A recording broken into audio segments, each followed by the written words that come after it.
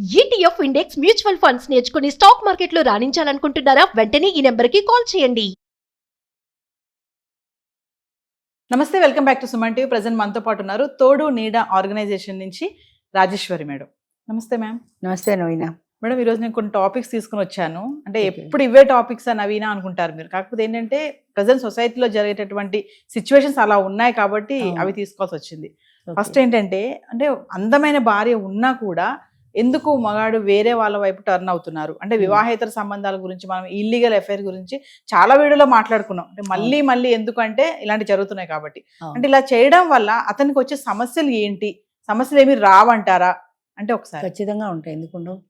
ఇప్పుడు వేరే వేరే సంబంధాలు ఎందుకు పెట్టుకుంటారంటే, ఇప్పుడు ఇవాళ ఈ హోటల్లో ఇడ్లీ తిన్నాం, రోజు అదే హోటల్లో తినాలంటే బోర్ అనిపిస్తుంది. కొత్తగా ఎవరైనా పెట్టారంటే అక్కడికి వెళ్ళిపోతాం. అది ఒక ఫుడ్ విషయంలోనే కాదు, ఇదివరకు ఫుడ్కి మాత్రమే ఉండేది. ఒక సినిమా చూసేసామంటే ఆ సినిమా చూసాం, మళ్ళీ చూడలేం. ఆ థియేటర్కి వెళ్ళాం, మళ్ళీ అదే థియేటర్ ఎందుకు, బోర్, వేరే థియేటర్కి వెళ్దాం. ఇలా కొత్తతనం కోరుకుంటున్నారు జనం. ఆడ కానీ మగ కానీ జనరల్గా కొత్తతనం కోరుకుంటారు. రోజు భార్య ముఖమే చూడాలంటే ఆయన కూడా బోర్ కొడుతుంది. బోర్ కొట్టడం తప్పే కావచ్చు, కానీ ఆయన మనసు కొత్తతనం కోరుకుంటుంది. ఇవాళ నువ్వు పంపించిన దాంట్లో చూశాను, 56, 58 ఏళ్ల వయసు మనిషి ఎదర కొడుకు పెళ్ళుండి గర్ల్ ఫ్రెండ్తో హోటల్లో ఉన్నాడు. మరి ఎదర కొడుకు పెళ్ళుంది అంటే పెళ్ళిడికి వచ్చిన కొడుకును పెట్టుకొని 60కి దగ్గర పడుతూ ఆయనకి అదేం పోయే కాలం అంటే ఏం చెప్తావు? అది అంటే ఆ వయసులో కూడా వాళ్ళకి ఇంకా కోరికలు చావలేదు. ఒకవేళ చచ్చిపోయినా ఆ వయాగ్రా లాంటి మెడిసిన్ మందులు ఉన్నాయి, ప్యాకెట్లు ఉన్నాయని చెప్తున్నారు కదా. అలాగా వాటి మందులు వాడైనా సరే వాళ్ళు సెక్స్ ఎంజాయ్ చేయాలని మానసికమైనటువంటి ఒక పరిస్థితికి వెళ్ళిపోతున్నారు జనాలు. ఇది నాకు చాలాసార్లు చెప్పాను నేను. అదేంటి ఒక ఈ మానసికమైన ఈ డొపమైన్ అంటారో దాన్ని ఏమంటారో తెలీదు, అది ఎగ్రివేట్ అవుతోంది. ఆ డిజైర్ ఎగ్రివేట్ అవుతోంది వాళ్ళలో. ఆ డిజైర్ కోసమని, ఆ సాటిస్ఫాక్షన్ కోసం, ఆ ఆనందం కోసం పక్కదారులకు పడుతున్నారు. అంచేత ఈ రకంగా కూడా భార్యతో రోజు కంటే కొంచెం ఎఫ్ఐఆర్ పెట్టుకుంటే బాగుంటుంది కదా. ఎఫ్ఐఆర్ లేనివాడు ఎందుకు, చేతకానివాడు పనికిరానివాడు కింద దృష్టి సొసైటీలో. అంటే ఎఫ్ఐఆర్ పెట్టుకుంటున్నారు మేడం. మరి ఎఫ్ఐఆర్ పెట్టుకుని ఆ అమ్మాయి కూడా ఇతని పైన కేసులు పెట్టొచ్చుగా రేపొద్దుట. పెడుతోందిగా, పెడుతున్నారు కదా. ఇప్పుడు ఆడాళ్ళు ఏం తక్కువ తెలియదు. వీడికి ఒకటి ఉంటే వాళ్ళకి ముగ్గురు ఉంటున్నారు. ప్రతి వాళ్ళు వాళ్ళకి తగ్గ ఎఫ్ఐఆర్ వాళ్ళు పెట్టుకుంటూనే ఉన్నారు, ఆడ మగ లేదు. ఇప్పుడు సిచ్యువేషన్ ఎలా వచ్చిందంటే, పెళ్లి చేసుకోవాలంటే అసలు భయపడే పరిస్థితి వచ్చింది. ఆమె వర్జిన్ అవునా కాదా, ఆయనకి భయం. ఈయన ఎంతమందితో తిరిగాడో ఈవిడికి భయం. అంచేత ఈ పెళ్ళి అనే దాని మీద అసలు నమ్మకం కూడా పోయింది చాలామందికి. లివ్ ఇన్ రిలేషన్ వచ్చిన తర్వాత చాలామంది లివ్ ఇన్ రిలేషనే ఇష్టపడుతున్నారు. పెళ్ళి అంటే ఒక బాదరబంది, పెళ్ళి అంటే బరువు, పెళ్ళి అంటే బాధ్యత, పిల్లలు, ఇవన్నీ ఎవరు చూస్తారు? లివ్ ఇన్ రిలేషన్లో ఇష్టమైనది ఉంటారు. నలుగురిని మార్చుకోవచ్చు కదా లివ్ ఇన్ రిలేషన్లో. ఆ చేంజ్ కోసమని మనసు వెంపర్లాడుతోంది. అది తప్పు అయినా కూడా వాళ్ళ మనసు అటే మళ్ళుతోంది అంతే. అంటే పెళ్లి చేసుకుంటే బందీ అయిపోతాము, శాశ్వతమైన ఒక రిలేషన్ ఉంటుంది పెళ్లి చేసుకుంటే. నువ్వు ఎన్ని లివ్ ఇన్ రిలేషన్లు పెట్టుకున్నా నీ కోసం వయసు వచ్చేప్పటికి ఎవరు ఉండరు. ఆ నిజాన్ని ఎవరు గుర్తించట్లా. నీకు 60-70 ఏళ్ళు వచ్చేప్పటికి నీకు ఒక మానసికమైన తోడంటూ ఎవ్వరు ఉండరు. ఈ లివ్ ఇన్ రిలేషన్లో ఉన్నవాడు కూడా వెళ్ళిపోతుంది. ఈ రోగాలు వచ్చేవాడికి ఎవరు చేస్తారు అని. అదే నీ భార్య అయితే కష్టమైన సుఖమైన నీతో పాటు కట్టుబడి ఉంటుంది కదా. అది పోయింది. అది పోయి శాశ్వతమైన బంధం కంటే కూడా ఈ అశాశ్వతమైనవి, ఈ టెంపరీ రిలేషన్స్, ఈ గర్ల్ ఫ్రెండ్స్, లేకపోతే లివ్ ఇన్ రిలేషన్స్, ఇట్లాంటి వాటికి మొగ్గు చూపిస్తున్నారు. అలా ఎందుకు టర్న్ అవుతున్నారు? దానికి గల అంటే కారణాలు ఏముంటాయి? కారణాలు ఒకటి ఏంటంటే కొత్తతనం కోరుకోవటం. మనిషి కొత్తతనం కోరుకుంటాడు. ఎప్పుడు హోటల్ ఇడ్లీ ఒకే హోటల్లో కాకుండా చేంజ్ కావాలి. ఈవిడ మనసు, ఈవిడ మనిషి. ఇంకోటి ఏంటంటే ఆడవాళ్ళలో కూడా కొంత బలహీనత ఏముంటుందంటే, అదే అమ్మాయి గర్ల్ ఫ్రెండ్గా ఉన్నప్పుడు చక్కగా ముస్తాబై ఆయన కలవడానికి ఏ హోటల్కో వస్తుంది. పెళ్ళామయ్యాక ఆయన ఆఫీస్ నుంచి ఇంటికి వచ్చేప్పటికి ఈవిడ కొంగు దోపుకుని చెమటలు కారుకుంటూ పిల్లలకి టిఫిన్లు చేసుకుంటున్నావు, వంట చేస్తున్నావు అంటే అది చూడగానే ఆయనకి అట్రాక్షన్ కలగదు.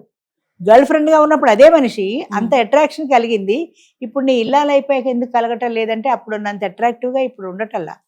మల్లాది రచన అనుకుంటా ఒక పుస్తకం ఉంది, స్రవంతి అనుకుంటా దాని పేరు. అందులో ఆయన భార్య పడగదిలోకి వచ్చాడుగా ఆవిడ దగ్గర ఉల్లిపాయల వాసన కొడుతుంది ఆయనకి. మరి ఆయనకి ఇంట్రెస్ట్ ఎలా వస్తుంది అంటే, పొద్దున్నుంచి పని చేసిన చెమట వాసన, చీర కూడా మార్చుకోకుండా తయారవ్వకుండా బెడ్రూమ్లో ఆ చెమట కంపుతోటే వచ్చేటప్పటికి ఆయనకి ఇంట్రెస్ట్ కూడా చచ్చిపోతుంది. ఆయనకి వేరే వ్యక్తితో పరిచయం అయినప్పుడు, ఒక గర్ల్ ఫ్రెండ్ వచ్చినప్పుడు ఆమె రకరకాలుగా ఆయన అలరిస్తూ ఉంటుంది. ఆయన వచ్చేటప్పటికి ఆ అమ్మాయి మంచిగా తయారు కావడం, రకరకాలుగా ఆమె ఆయన్ని అట్రాక్షన్లో పడేసేలాగా చేసుకుంటూ ఉంటుంది. సో ఇటు అట్రాక్ట్ అవుతాడు, కానీ ఉల్లిపాయల కంపుకి ఎందుకు అట్రాక్ట్ అవుతాడు? సహజమే కదా అది. అంచేత భార్యలు కూడా భర్త వచ్చే టైంకి కాస్త ఆ సాయంత్రం 5 అయ్యేప్పటికి ఆయన వచ్చే టైంకి ఆయన ఆనందంగా రిసీవ్ చేసుకునే మూడ్లో ఉంటే ఆయన బయట స్ట్రెస్ అది భార్య ముఖంలో చిరునవ్వు చూసి ఒక్క క్షణం మర్చిపోతాడు. కానీ భార్య అయిపోయాక ఇవిడికి ఇంట్రెస్ట్ పోతుంది, ఆయన అట్రాక్ట్ చేయాలి, ఆయన వల్ల పడేసుకోవాలని ఇంట్రెస్ట్ పడిపోతుంది. వచ్చేసాడు కదా ఆల్రెడీ, మూడైపోయాడు కదా, ఇంకెలా ఉన్నా ఒకటే అన్నట్టు ఉంటారు. అరే నేను ఎలా ఉన్నా నన్ను భార్యనే కదా అనుకుంటారు ఆడవాళ్ళు కూడా. అనుకుంటున్నారు, కానీ వాడు బయట ఎఫ్ఐఆర్లు పెట్టుకుంటాడన్న సంగతి గుర్తించటల్లా. అంటే మాకు ఇంటి బాధ్యతలు ఉండవా, మేమేం శానలాగా శృంగారం చేసుకుని ఉంటామా? కొంతమంది అదే అంటారు మేడం. బాగా చెప్తున్నారు మేడం మీరు. మరి కాకపోతే మాకు ఇంత పని ఉంటుంది, మేము ఉద్యోగం కూడా చేస్తున్నాం. కొంతమంది మహిళలు మీ ఇంట్లో పనులు ఉంటాయి, మాకు ఉద్యోగం చేయకపోయినా మేము వచ్చే టయానికి చక్కగా రెడీ అయిపోయి మాకు ఇంత తీరిక ఎక్కడ ఉంటుంది అంటే, రెడీ అవ్వకపోతే మా మీద అఫెక్షన్ ఉండదా అని అడుగుతుంది. ఉండదా అంటే ఉంటుందేమో కానీ తగ్గిపోతుంది. ఇంత పనిలో నీకు ఖాళీ లేదంట, ఒక్క పావుగంట ఖాళీగా చేసుకుని కాస్త మొహం గడుపు చీర మార్చుకోలేవా? ఎన్ని గంటలు పడుతుంది? ఇన్ని పనులు చేసుకున్నదాను, అది కూడా ఒక పని అనుకొని చేసుకోవడం అలవాటు చేసుకోవాలి. ముఖ్యంగా మగవాళ్ళు చాలామంది చెప్తారు, అలసిపోయి ఇంటికి వచ్చేటప్పటికి భార్య ముఖంలో ఉండే చిరునవ్వు చూస్తే వాళ్ళకి అలసట మర్చిపోతారు. అది ఒక మెడిసిన్ లాగా పనిచేస్తుంది. అంచేత ఆయనకు ఒక గ్లాస్ మంచినీళ్ళు ఇయ్యి, ఒక కప్పు కాఫీ ఇయ్యి, 2 నిమిషాల పక్కన కూర్చొని మాట్లాడు. ఆ తర్వాత నీ పనిలోకి నువ్వు వెళ్ళిపో. ఒక అరగంట భర్త కోసం ప్రత్యేకంగా కేటాయించాలి వాళ్ళు. అలా కేటాయించినప్పుడు మాత్రమే, అయినా కూడా తిరిగే వాళ్ళు ఉంటారు, అది వేరే విషయం. మన ప్రయత్నం ఉండాలి కదా, మన ప్రయత్నం మనం ఎంతవరకు చేస్తున్నాం. అయినా కూడా తిరిగితే అది వాడ కర్మ అనుకో, తర్వాత సంగతి తర్వాత. కానీ నీ వరకు నువ్వు ఎంత సిన్సియర్గా చేస్తున్నావు అన్నది ఆలోచన. అంటే భర్తలు ఇలా డైవర్ట్ అవుతున్నారా అంటే దీనికి భార్యలు కూడా కారణం అంటున్నారు మీరు? కొంతవరకు భార్య కూడా కారణమే. ఇంకేం కారణాలు ఉండొచ్చు అంటారు మేడం? 2 కొత్తతనం కోరుకోవటం, మనిషి మానసికమైన బలహీనత అది. ఆ కొత్తతనంలో వచ్చే ఆనందాన్ని ఎత్తుక్కోవడం. భార్య పాతదైపోయింది, ఈవిడ కొత్తగా ఉంది కదా, ఈవిడితో పెడితే ఎలా ఉంటుంది, ఆవిడతో పెడితే ఎలా ఉంటుంది అని రకరకాల ఆలోచనలతో ఆ కొత్తతనం కోరుకోవడం ప్రధానమైన కారణం. అయితే అది బయటపడితే ఇంట్లో నరకమే కదా, పెళ్ళాంతో గొడవలు, యుద్ధము, మనశ్శాంతి ఉండదు. నువ్వు ఆవిడతో ఒక పావుగంట ఎంజాయ్ చేయగలుగుతావేమో గర్ల్ ఫ్రెండ్తో, కానీ ఇక్కడ రోజు యుద్ధమే కదా. ఈ పావుగంట కోసమని రోజు యుద్ధం పడడం బెటరా, ఆ పావుగంటని కోరికని చంపుకోవడం బెటరా అన్నది మగవాళ్ళు కూడా ఆలోచించుకోవాలి. సో ఆడవాళ్ళకి ముఖ్యంగా అంటే హస్బెండ్ డైవర్ట్ అవ్వకుండా ఉండాలంటే తీసుకోవాల్సిన జాగ్రత్తలు ఎన్ని ఉన్నాయి అంటే చాలా మంది చెప్తానే ఉంటారు మేడం. అంటే మీరు చెప్పేటటువంటి జాగ్రత్తలు ఉన్నాయి. మనసుని రంజింపజేయాలి అంటే ఆయన యొక్క ఆలోచనలు తెలుసుకొని, ఆయన మనసులో ఏ భావాలు ఉన్నాయో తెలుసుకొని దానికి అనుగుణంగా భార్య కూడా మడుచుకోవాల్సిన అవసరం ఉంది. నాకు ఇదే ఇంత తీరికుంటుందా, ఇంత ఓపిక ఉంటుందా, నేను ఏమైనా సంసారనా లేకపోతే ప్రాస్టిట్యూట్నా, ఇవన్నీ చేయడానికి అనుకుంటారు, కానీ ప్రాస్టిట్యూట్సే చేయక్కర్లా. సాయంత్రం వచ్చేవాడికి మనం ముస్తాబయ్యి మంచిగా కనపడడం అనేది ప్రాస్టిట్యూషన్ కాదు కదా. ఇల్లు శుభ్రంగా ఉండాలి, మనిషి శుభ్రంగా ఉండాలి. ముందు ఈ 2 ప్రధానమైన అంశాలు. ఆయనకి ఆఫీస్ నుంచి రాగానే కొంత టైం నువ్వు కేటాయించాలి తప్పనిసరిగా.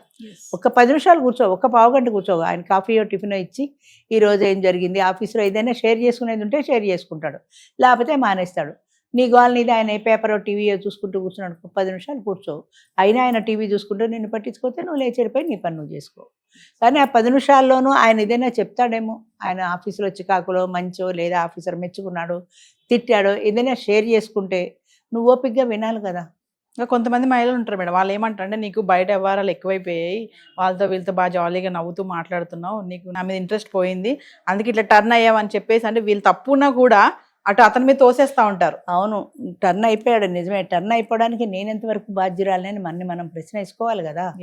నేను ఎంతవరకు బాధ్యురాలని, నా తప్పు ఏముంది, నా తప్పు ఏమీ లేకపోయినా టర్న్ అయితే అది వాడి తప్పు, కానీ నీ తప్పు కూడా కొంతవరకైనా ఉందేమో. నువ్వు ఎప్పుడైనా ఆలోచించావా? రాగానే గిన్నెలు డమాడమా చప్పుడు కొన్ని ఇళ్లలో చూస్తాము, పిల్లల్ని కొట్టేసి వాళ్ళు ఏడుపులు. ఆయన ఇంటికి వచ్చేటప్పటికి ఎందుకు వచ్చానురా బాబు అనే సిచ్యువేషన్ కనపడకూడదు. ఇల్లు ప్రశాంతంగా ఉండాలి, పిల్లలు ఆడుకోవడానికి లేకపోతే హోంవర్క్ చేసుకుంటున్నా వాళ్ళ రూమ్లో వాళ్ళు ఉండాలి. ఆవిడ వంట ముగించేసుకుంటుందో ఆ టైంకి, లేదా ఆయన్ని పలకరించాక వంట చేసుకుంటుందో, ఆయన వచ్చేప్పటికి మంచిగా పరిశుభ్రంగా ఉండాలి. కొత్త కొత్త ఫ్యాషన్లు వేసుకోమని అంటే అలా ఉన్నంతలో మనిషి పరిశుభ్రంగా నీట్గా ఉండాలి, అది ముఖ్యం. అవి ఉన్నప్పుడు ఆయన మనసు కాస్త ప్రశాంతంగా ఉంటుంది. ఏదైనా మాట్లాడాలనుకుంటే మాట్లాడతాడు, లేదంటే నీ పని నువ్వు చేసుకోవచ్చు. ఒక పావుగంటైనా కనీసం ఆయన దగ్గర నీ డైలీ రొటీన్లో ఇది కూడా ఒక భాగం అనుకొని కేటాయించాలి. భార్య కూడా తప్పనిసరిగా భార్యల బాధ్యత అది ఉన్నది, అది మర్చిపోతాను. నేను పెళ్ళాన్ని అయిపోయాను కదా, నేను ఎలా ఉంటే ఎందుకు, ఉల్లిపాయ వాసన వస్తే జిడ్డోడిని మొహం అయితే ఎందుకు, నేను ఏమన్నా ఆఫీసులో ఉద్యోగస్తురాలన్నా టిక్ టాక్గా తయారవడానికి, ఇలా ప్రశ్నలు వేస్తారు. ఆఫీసులో ఉద్యోగస్తురాలు టిక్ టాక్గా తయారైతే నువ్వు జిడ్డు మొహం వేసుకుని ఉంటే వాడు మనసు అటే పెడుతుంది కదా. అలా డైవర్ట్ అయ్యేలాంటి అవకాశం నువ్వు ఇస్తున్నావు, అది మర్చిపోకూడదు. ఇన్ని చేసినా వాడు అటే డైవర్ట్ అవుతాడంటే అది వాడి కర్మ. అది చేత నీ వరకు నీ బాధ్యతను ఖచ్చితంగా నిర్వర్తించాలి. రూపేచే లక్ష్మి అన్నారు. మన కార్యేషు దాసి కర్ణేష్ మంత్రి షట్కర్మ యుక్త కులధర్మ పత్నిలో కులధర్మ పత్ని ఎలా ఉండాలో చెప్పారు. పని చేసినప్పుడు దాసిగా ఉండాలి, సలహా ఇచ్చేప్పుడు మంత్రిలా సలహా ఇవ్వాలి, భోజ్యేష్ మాత భోజనం పెట్టినప్పుడు కడుపు నిండా కన్న తల్లి ఎలా పెడుతుందో అలా పెట్టాలి. అలాగే రూపేచ లక్ష్మీదేవిలా కలకల్లాడుతూ ఉండాలి. ఆ బాధ్యత నీకు కూడా ఉన్నదే అనే సంగతి మర్చిపోకూడదు. Thank you. మంచిది.